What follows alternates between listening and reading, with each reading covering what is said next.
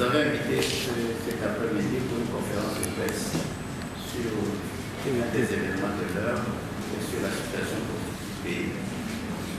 La cérémonie va se dérouler comme telle. La déclaration liminaire sera présentée par M. Abébon.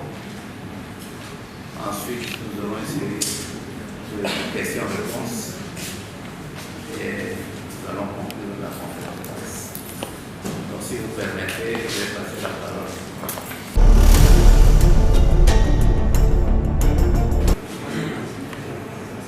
Le Togo est confronté depuis plus d'une décennie à la difficulté de réaliser des réformes pour adapter sa constitution et ses institutions aux normes universelles. Et pourtant, les réformes constitutionnelles et institutionnelles à réaliser ont été identifiées par l'accord politique global APG signé en 2006 et recommandé par la Commission Vérité, Justice et Réconciliation CVJR en 2012. Elles ont été réitérées par le HCRUL qui, au cours de son atelier de juillet 2016, a dégagé le consensus sur les réformes essentielles et insisté sur l'urgence de les réaliser. Alors que les populations togolaises attendaient du gouvernement des mesures concrètes dictées par la nécessité et l'urgence de créer les conditions pour la réalisation des réformes, le Conseil des ministres du mardi 3 janvier 2017 prend une décision qui conforte l'idée que le gouvernement n'est pas prêt à tenir ses engagements. Ce décret, une fois encore, est un acte de défiance vis-à-vis de la classe politique qui ne peut l'accepter pour deux raisons essentielles. Il ne respecte nullement l'esprit de consensus qui guide la question des réformes. Il ne fixe aucun délai à la Commission pour l'exécution de sa mission. Désormais, les populations togolaises sont édifiées sur les réelles intentions du gouvernement qui veut imposer ces réformes à la nation. Ce qui est inadmissible dans la mesure où les réformes sont d'intérêt national et doivent répondre aux exigences de l'équité démocratique. Elles sont nécessaires pour créer la confiance indispensable à l'adhésion de l'ensemble de la classe politique aux conditions d'organisation des élections.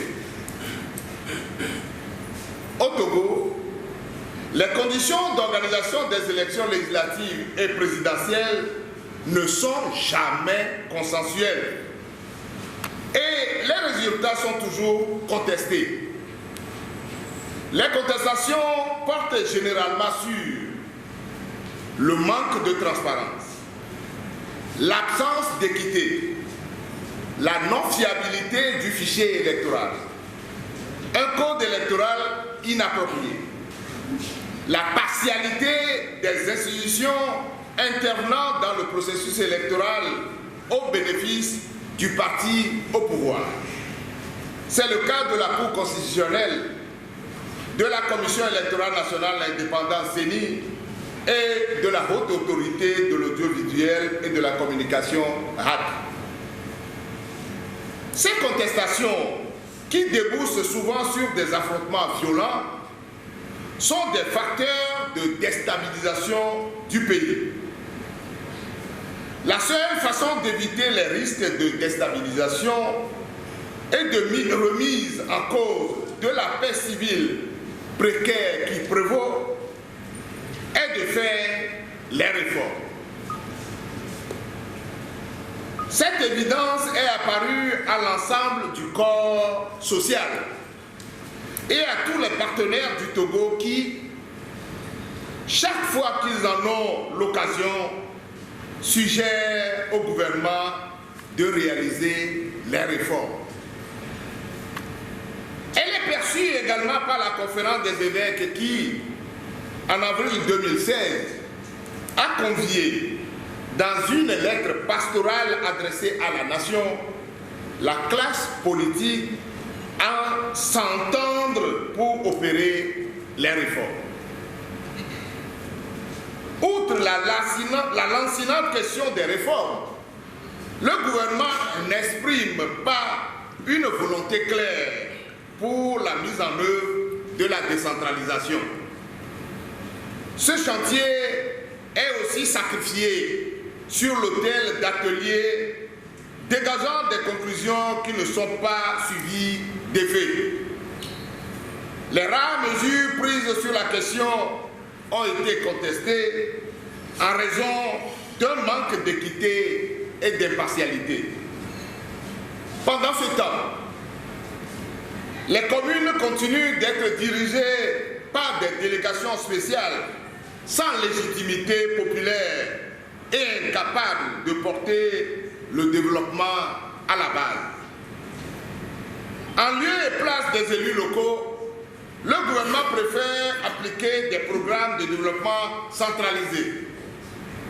Ces fameux programmes, portés par des autorités déconcentrées, sont en réalité des instruments de propagande du pouvoir. Rien n'indique à ce jour, au-delà des déclarations d'intention, que la décentralisation va être mise en œuvre et que les élections locales crédibles vont être organisées. Face à ce qui apparaît comme le refus du gouvernement de prendre les mesures appropriées pour la réalisation des réformes et la mise en œuvre de la décentralisation, un groupe de partis politiques de l'opposition a décidé de prendre ses responsabilités. L'Alliance des démocrates pour le développement intégral a dit: les forces démocratiques pour la République, FDR, le Togo autrement, les démocrates, le mouvement citoyen pour la démocratie et le développement, MCD, et le parti des Togolais ont décidé de s'engager dans une démarche commune en vue de créer les conditions de la réalisation des réformes et de la mise en œuvre de la décentralisation.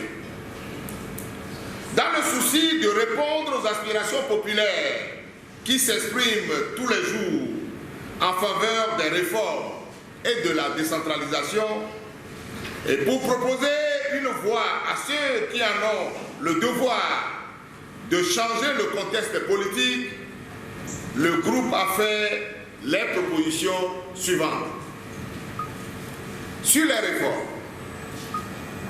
le groupe propose que les réformes concernant la limitation du mandat présidentiel, le mode de scrutin, le découpage électoral et le contrôle des comptes de campagne, qui ont fait l'objet d'un consensus à l'atelier du HCRUL, soit déférés à l'Assemblée nationale.